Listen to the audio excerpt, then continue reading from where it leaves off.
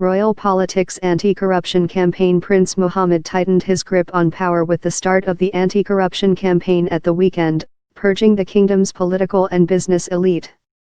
Among those arrested were 11 princes. Many Saudis welcomed the moves as an assault on the endemic theft of public funds by the powerful. U.S. President Donald Trump said those arrested had been milking their country for years, but some Western officials expressed unease about the possible reaction in Riyadh's opaque tribal and royal politics. Prince Mohammed launched a military campaign in neighboring Yemen in March 2015. A Saudi-led coalition, acting on an invitation from the internationally recognized government, has targeted the Iran-aligned Houthi movement in a war which has killed more than 10,000 people. The war is closely identified with the prince in his role as defense minister.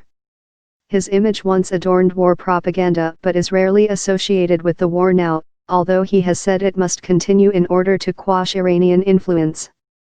Even before the conflict, Yemen was the poorest country on the Arabian Peninsula, and now millions of people there are facing famine and a cholera epidemic.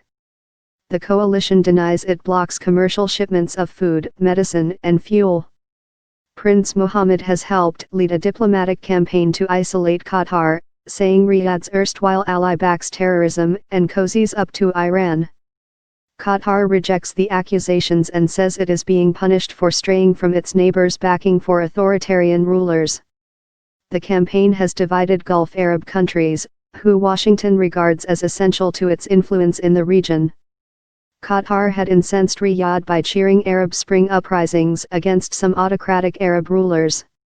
Confrontation with Iran. Saudi Arabia's rivalry with Iran, its competitor for influence in the Middle East, has deepened as King Salman and Prince Mohammed work to build a Sunni coalition against Tehran and its allies in the Arab world. In May, as Deputy Crown Prince, Prince Mohammed used unusually provocative language to rule out dialogue with revolutionary Shiite Muslim theocracy Iran, which he said was trying to interfere in Arab lands and dominate the Muslim world. On Tuesday, state media quoted him as describing Iran's supply of rockets to militias in Yemen as direct military aggression that could be an act of war. Prince Mohammed has also opened a new front in the proxy war with Iran by threatening Tehran's ally Hezbollah and its home country Lebanon. The resignation on Saturday of the Saudi-allied Lebanese Prime Minister, Saad al-Hariri, announced from Riyadh, was widely seen as the first act on this new front. The Crown Prince has also sought the help of Shiite leaders in Iraq to try to reverse Iran's dominant role there and shore up security on the kingdom's northern border, and has tried to improve ties with the United States under Trump, who shares his and King Salman's antipathy to Iran's government. Saudi Aramco. The planned sale of about 5% of national oil company Saudi Aramco next year is a centerpiece of Vision 2030, Prince Mohammed's blueprint to move the economy away from what he called its addiction to oil toward the private sector.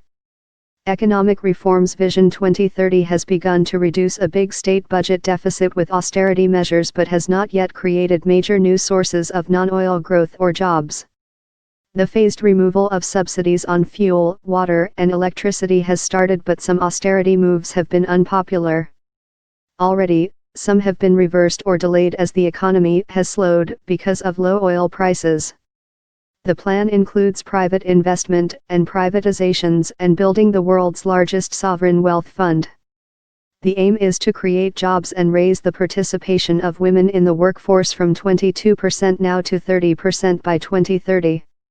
Society and culture. Saudi Arabia adheres to an austere Wahhabi brand of Sunni Islam, which bans gender mixing, concerts and cinemas.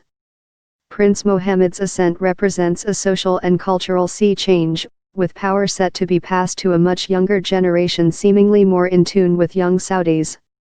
In moves that reinforce that perception, women will be permitted to drive from next year and allowed to attend sports events. The Crown Prince has also said the country will move to a more open and tolerant interpretation of Islam, and reforms have begun in areas once the exclusive domain of the clergy such as education, courts and the law.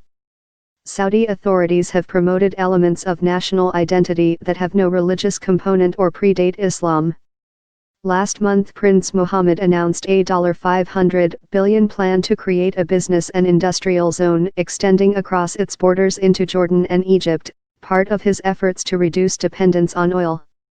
The 26,500 square kilometers, 10,230 square mile, zone, known as NEOM, will focus on industries including energy and water, biotechnology, food, advanced manufacturing and entertainment, and will power itself solely with wind power and solar energy.